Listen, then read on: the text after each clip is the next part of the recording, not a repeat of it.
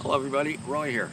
And it's a very exciting day. I would call this Garden Renovation 201, not 101.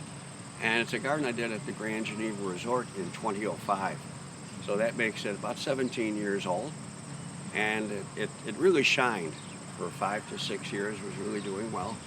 And eventually what happened is some of the plants that we did put in seeded and gradually they weren't hoed out, so they started to dominate the garden. I'll show you some examples of that later.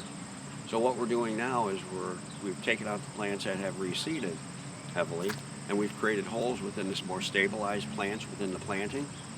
And we're going to fill those holes with more diversity and have drifts going through the established plants that have done very well for 17 years. And on this one section here, bindweed took control of everything. So we had to kill everything in this section, and we put in a Fescue Meadow just this July. And the idea is we're going to have to use a broadleaf herbicide to spray the bindweed for possibly 3 to 4 years. We add some annual penicidum to give it a little bit of interest, and we'll see how this goes over the next 3 years, trying to get rid of the bindweed. It's going to take at least 3 to 5 years of spraying the bindweed, probably 2 to 3 times during the summer as it gets larger. So let's take a look at the work we're doing now. I'll go over some of the plants that reseeded, and it wasn't their fault because that's what Rudbeckia Speciosa did, and it just wasn't identified. And that's what gardeners do. When you have gardeners within the garden, not landscapers, the gardeners identify the problem that will be taking place, and they'll hoe out the Rudbeckia when they're quite young, maybe about an inch tall, just as they would hoe out a dandelion or a chickweed. So gardeners interpret relationships, and a lot of landscapers aren't familiar with interpreting relationships, so they just weed, which is very important, but it's much more important to interpret the relationships in the garden. So our first stop is the Fescue Meadow we put in. We had to kill the perennials that were in here, but they were smothered out by bindweed. And bindweed is a perennial weed that really is aggressive. The root systems are very dense underground. You can't smother it out. A woman tried to smother it out with cardboard and newspaper. The bindweed just came back. It came back just aggressively as before. So we're going to have to use a broadleaf herbicide, and it's going to take about 3 to 5 years of spraying the Fescue Meadow to really reduce the bindweed competition. And then we can start to plant into the Fescue Meadow and continue the garden as we'll see earlier. So it's just one way of outsmarting a weed, let's say. Let's just say that. And there might be other ways in the future to work with this, but right now this is what we're doing. So as we move deeper into the bed, you can see it's a long bed. I think it was almost maybe 5,000 square feet. Rudbeckia speciosa, it's a species of Rudbeckia.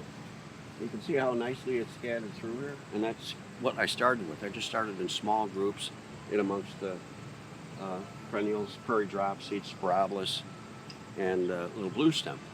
Well, it's seeded everywhere. All these voids you see here was filled with Rudbeckia speciosa. So again, it was just the people weeding saw it coming up and thought, well, that must be a good plant because it looks like the plant that we see everywhere. So they just left it, which again, a gardener would interpret and say there's way too much and just hoe it out and keep bodice integrity of the garden. So without hoeing it out 11 years ago or so, Rudbeckia just took over. So we came in, our team came in and took out about 75% of it. And then we're going to fill these holes, like right here, I use Schizachyrium Little Luke, and I'm putting it in between Amsonia butterscotch, which I used in an earlier garden. And then Little Luke is going to go in between Provskia Blue Steel. So it'll go from one mounding plant, upright mounding plant, the Amsonia, into the Provskia, and then it's picked up with Echinacea purpurea alba within the Blue Steel Provskia. So it's a transitional look, and the plants will get dense enough to shade out weeds by mid-June, but we'll still have to keep an eye on Rudbeckia speciosa seedlings because the seed bank here is very high. The seed has been dropping here for 17 years. That's why we had so much of it. So let's move on and we'll take a look at another open area. As we move through the garden a little farther down, The other plant that really seeded freely is Salvia nemorosa. I'm not sure if it's a hybrid, but it's Salvia. It was called Amethyst. It's still in the trade. It's a very attractive kind of an amethyst, kind of reddish pink color, very tall. You can see the height on it, it's very upright. But amethyst is the freest seeding of most of the salvias. I don't use many seed salvias.